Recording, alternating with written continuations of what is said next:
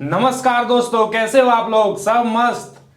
आज का मुद्दा है शराबबंदी का, कि क्या शराबबंदी से समाज का सच में भला हुआ है?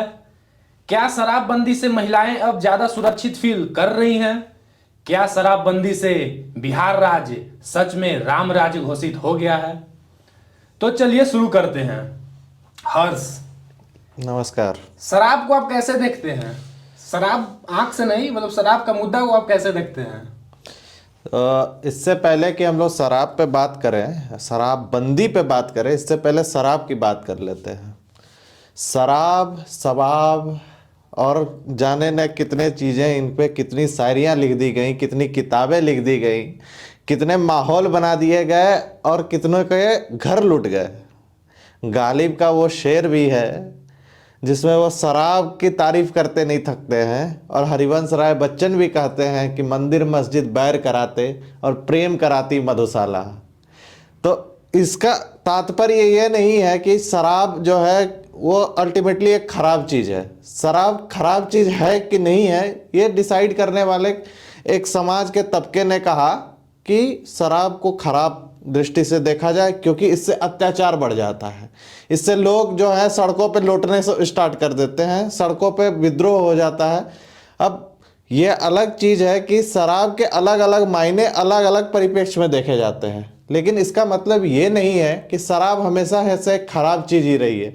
ये उनसे पूछिए जो 5 दिन थकने के बाद छठे दिन इस चीज़ के ताक में रहते हैं कि कुछ मिल जाए तो रिफ्रेश हो जाए। ये उनसे पूछिए। मैं एक इंटरव्यू देख रहा था एक वर्कर का, जो नॉर्मल एक ईंट जोड़ता है या किसी कंस्ट्रक्शन कंपनी में काम करता है। वो क्या कहता है? वो कहता है कि हम लोग अगर शराब ना पिए तो रात को नींद नहीं आए, क्योंकि दिन भर इतनी थकान हो जाती है कि रात को नींद नहीं आती शराब पीने। तो शराब के अलग अलग मायने हैं। मैं शराब का कोई समर्थक नहीं हूँ, लेकिन मायने समझने इस चीज़ में जरूरी है। तो बात रही कि बिहार की, अब बिहार में शराबबंदी लागू है, उससे पहले गुजरात में लागू है शराबबंदी। वो तो स्टार्टिंग से 1960 से ही है। हाँ, वहाँ गुजरात। अब गांधी जी के आइडियल्स इसमें कहे जाते हैं कि भारत के जो डायरेक्टिव प्रिंसिपल्स हैं उसमें कहे जाते हैं कि गांधी जी ने कहा है कि शराबबंदी, इंटॉक्सिकेटिंग चीज़ें जो हैं उन पे बंद करने की कोशिश की जानी चाहिए। ठीक है। अब गांधी जी की सोच बहुत हद तक बहुत सारे चीज़ों में एक तरीके से ऑर्थोडॉक्स थी। उन्होंने महिला एजुकेशन को भी ऑर्थोडॉक्स तरीके से देखा था। ठीक है। तो प्रेजेंट कॉन्टेक्स्ट में आपको देखना पड़ेगा कि जरूरी नहीं है कि हर शराब पीने वाला व्यक्ति, जो भी व्यक्ति हर शराब पीने वाला, वो अत्याचार कर ही रहा है, वो न्यूसेंस फैला ही रहा है। हाँ, शराब स्वास्थ्य के लिए हानिकारक है, ठीक है, लेकिन इसका मतलब ये नहीं कि आप उसको बंद करके एक अच्छे समाज की संरचना आप कर सकते हैं। ऐसा बिल्कुल मेरे हिसाब से नहीं है। लेकिन ऐसा ट्रेंड देखा गया है कि लिकर बैन और विमेन सेफ्टी का डायरेक्ट को रिलेशन है। ठीक अच्छा है? अच्छा। हाँ, तो इस पे क्या आप कैसे देखते हैं इसको? देखिए, ये चीज़ें जो है ना, ये बिहार इलेक्शन के समय काफ़ी उछाली गई ये चीज़ें कि ये लिकर का जो बंदी हुआ है इसके कारण महिलाओं का अत्याचार कम हो गया है। प्रशांत किशोर जबकि इसके बिल्कुल उलट बातें कर रहे थे। वो कह रहे थे कि शराबबंदी मैं आते ही 10 मिनट में साइन करके हटा दूंगा। ठीक है। अब देखिए क्या होता है कि किसी, अगर पॉलिसी कोई भी है, ठीक है, एक कोट कहा जाता है, stats are like bikini, they hide the most important part and reveal the most unimportant. ठीक है। तो वो स्टैट्स क्या है कि सरकार ने एक नीति बनाया है, अगर उस नीति की तारीफ करनी है तो आप क्या करोगे? बोलोगे कि एक काम करो, ये जो केसेस डाले हुए हैं अत्याचार को, इसको घर के अत्याचार का जो केस है, इसको मतलब उस लेवल पे ही रफा दफा कर दो, इसको ऊपर पहुंचाने की जरूरत नहीं है। एनसीआरबी के डेटाबेस में जाएगा तब तो हम लोग को पता चलेगा। मतलब सरकार मैनिपुलेट कर रही है डेटा के साथ। सरकार मैनिपुलेट कर भी सकती है डेटा के साथ। अब देखिए, मैं कंट्रोवर्शियल साउंड करना नहीं चाहता, लेकिन फिर भी मैं ये चीज बोल रहा हूं, बिहार में शराबबंदी होने के बावजूद, और ये चीज जो है, ये चीज उनके एमएलए तक एडमिट कर चुके हैं कि शराबबंदी होने के बावजूद भी वहां पे शराब खुलेआम घर तक डिलीवरी हो जा रही है, हो जा रही है। सूखा नशा काफी ज्यादा बढ़ गया है। सूखा नशा तो बहुत ज्यादा बढ़ गया है। ऊपर से इन लोगों का था कि क्राइम्स कम हो जाएंगे। ठीक है। अभी क्या होता है कि जो अमीर है, जो अफोर्ड कर सकता है, क्योंकि शराब जो 2000 की मिलती है तो वो 4000 में मिल रही है, तो अमीर जो है वो अफोर्ड कर सकता है, वो तो पी रहा है वो। लेकिन जो गरीब है उसको उस चीज की लत लगी हुई पड़ी थी, और क्या होता है कि आरा में 45 लोग जहरीली शराब पीने से मर गए, यहाँ पे उतने लोग जहरीली शराब पीने से अंधे हो गए, यहाँ पे उतने लोग दूसरे स्टेट जा करके पी रहे थे, रास्ते में आते वक्त गाड़ी पलट गई उनकी। करप्शन और पुलिस का अत्याचार, करप्शन और पुलिस का अत्याचार को तो आप जस्टिफाई यहाँ पे कुछ कर ही नहीं सकते, क्योंकि ऐसी ऐसी खबरें आती है कि 1200 करोड़ के शराब चूहे पी गए। मतलब चूहों के, मतलब इतना नशा में चूहे घूम रहे हैं बिहार राज्य के या फिर कहीं और के भी, जो जहां शराबबंदी है वहां पे ऐसे ऐसे तर्क दिए जाते हैं कि चूहे पी गए। भाई साहब, चूहे क्या मतलब नशे में ही घूम रहे हैं हर जगह, नशा में कपड़ा काट दे रहे हैं। नशे में कपड़ा काट दे रहे हैं। फिर पता चला कि पुल गिरा दिए नशे में बिहार में। मतलब आपके अनुसार शराबबंदी बिहार में अमीरों के लिए नहीं है, ये सिर्फ गरीबों के लिए है।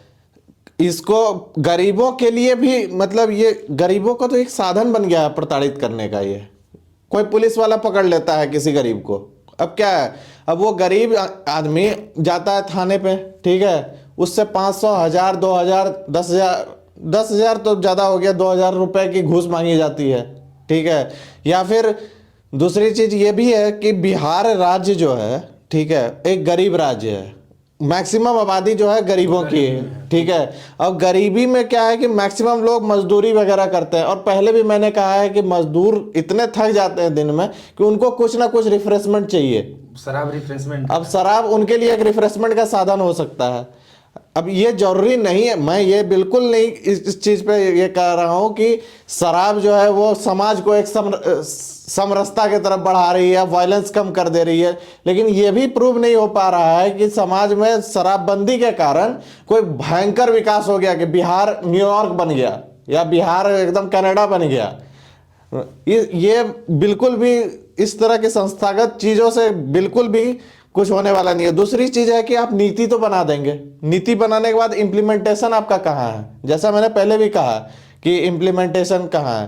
तो ये अब आगे जो होता है देखिए। अब शराबबंदी नीति ही खराब है, या फिर अगर इम्प्लीमेंटेशन अगर सही से हो, अगर शराबबंदी जो बिहार सरकार की है या कोई भी सरकार भी, उड़ीसा को भी देखने को मिल रहा है, गुजरात हाँ, भी है, गुटखा बैन किया है उड़ीसा ने।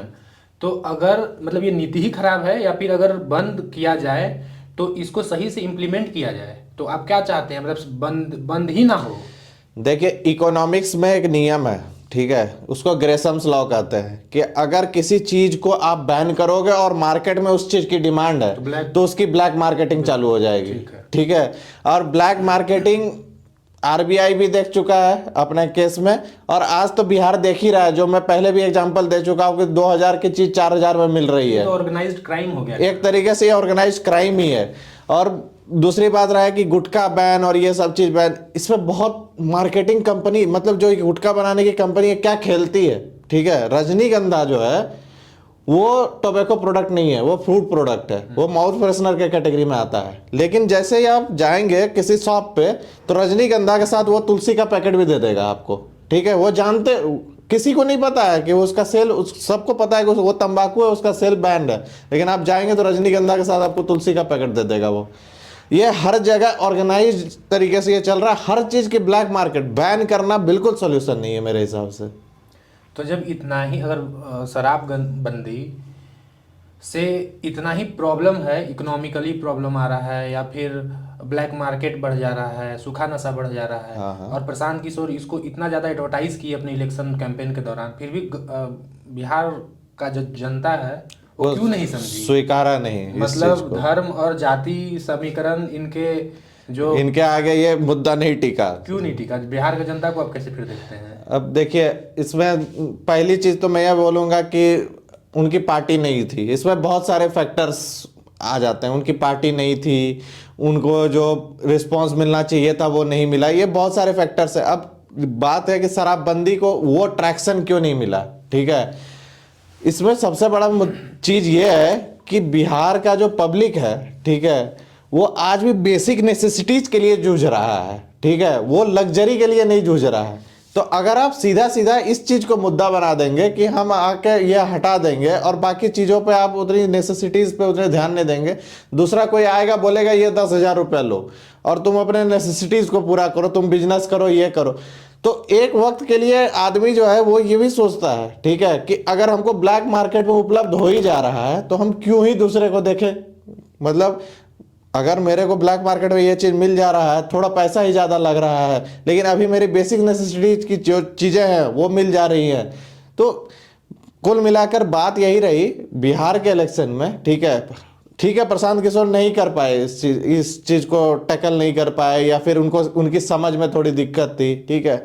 बट अब एग्जांपल गुजरात का ले लो ना, गुजरात में शराबबंदी बहुत पहले से है। क्या वहाँ पे शराबबंदी सक्सेसफुल है? नहीं है सक्सेसफुल।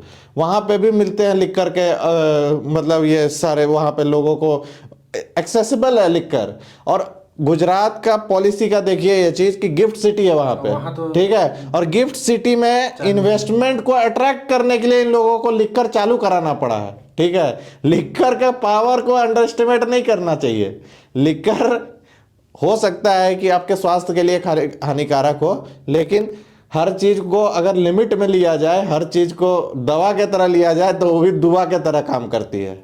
तो दवा की तरह लिया जाए या दुआ की तरह लिया जाए, ये आम जनता कैसे समझेंगे? जैसे फॉर एग्जांपल, जैसे अमीर लोग हैं जिनके पास पैसे हैं, उनको अगर कोई प्रॉब्लम भी आती है तो वो अफोर्ड कर सकते हैं। हाँ, ट्रीटमेंट अफोर्ड कर सकते हैं, ट्रीटमेंट अफोर्ड कर सकते हैं। लेकिन जो गरीब है वो आज के हॉस्पिटल की कंडीशन तो देख ही रहे हैं। उन लोग तो कितने लोग ऐसे ही मतलब हॉस्पिटल पहुंचने से पहले ही मर जा रहे हैं, उनको पता भी नहीं चल रहा है कि कैसे हार्ट फेल कर रहा है, लीवर खराब हो जा रहा है।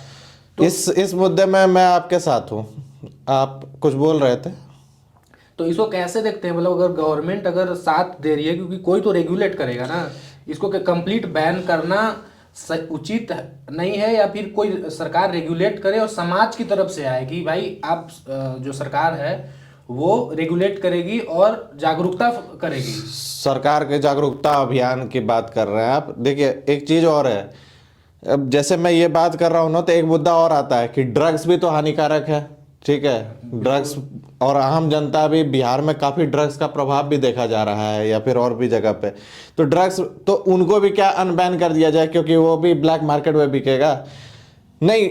अब क्या है कि कुछ चीज़ों को आप नहीं कर सकते क्योंकि मॉरली वो गलत है, ठीक है। शराब के जो साइड इफ़ेक्ट्स हैं वो लॉन्ग टर्म है, शॉर्ट टर्म के उतने साइड इफेक्ट्स नहीं है, जबकि ड्रग्स वगैरह के जो है वो शॉर्ट टर्म साइड इफेक्ट्स बहुत हेवी हैं, ठीक है। अब शराब में क्या है कि मैं पहले ही कह चुका हूँ कि लिमिट में अगर लिया जाए तो वो एक दवा के तरह काम करती है। दूसरा चीज़ आप बोल रहे हैं कि सोशल इसका एक्सेप्टेंस कैसा होना चाहिए। सोशल एक्सेप्टेंस में दो चीज़ें हैं, ठीक है। एक तो है कि आप जागरूकता फैलाओ और ऊपर से सेल को रेगुलेट करो, ठीक है। जागरूकता फैलाने के लिए सरकार ने अभी तक बहुत पैसे खर्च किए हैं, बहुत पैसे इन द सेंस कि हर किसी को मतलब गली गली में वो पिंक गैंग्स और ये सब सारे चीज़ों की मतलब सारी चीज़ें तफ्तीश करके देख ली उन लोगों ने, ठीक है। समाज इस चीज़ को एक्सेप्ट करने के लिए तैयार नहीं है कि कोई मेरे खाने पीने को रेगुलेट करे, ठीक है। लेकिन समाज इस चीज़ को एक्सेप्ट करने के लिए तैयार है कि अगर कोई मतलब उसके बीच से एक मसीहा खड़ा हो, ठीक है। जैसे हमने कहानी सुनी है अल्लूरी सीताराम राजू की, उन्होंने ट्राइबल्स को एक तरीके से संगठित किया और कहा कि तुम ड्रिंकिंग छोड़ दो, और बहुत सारे ट्राइबल्स ने छोड़ दिया ड्रिंकिंग, ठीक है। तो उस तरह से अगर कोई मसीहा पैदा हो जाए, ठीक है, समाज में, जो कि मतलब लोगों को समझा पाए कि तुम पी रहे हो, तुम अपना नुकसान तो कर ही रहे, समाज का भी नुकसान कर रहे, परिवार का भी नुकसान कर रहे। और इस तरह के चीज़ों को जनरली गवर्नमेंट के पर्सपेक्टिव से मेरा बिल्कुल ये मानना है कि बैन करके इसका कोई सॉल्यूशन नहीं निकाला जा सकता। जी धन्यवाद। धन्यवाद। अंत में मैं यही बोलूंगा कि असंतुलित नशा से हमें बचना चाहिए, क्योंकि मैंने अनेकों परिवार को इस नशा से तबाह होते हुए देखा है। शराब मुक्त और नशा मुक्त समाज होना ही चाहिए, लेकिन कानून के किताबों से ज्यादा ये मनुष्य की चेतनाओं से आनी चाहिए, तभी यह कारगर होगी। आपको वीडियो देखने के लिए धन्यवाद। अनपॉपुलर चैनल को आप सब्सक्राइब करें। जय हिंद दोस्तों।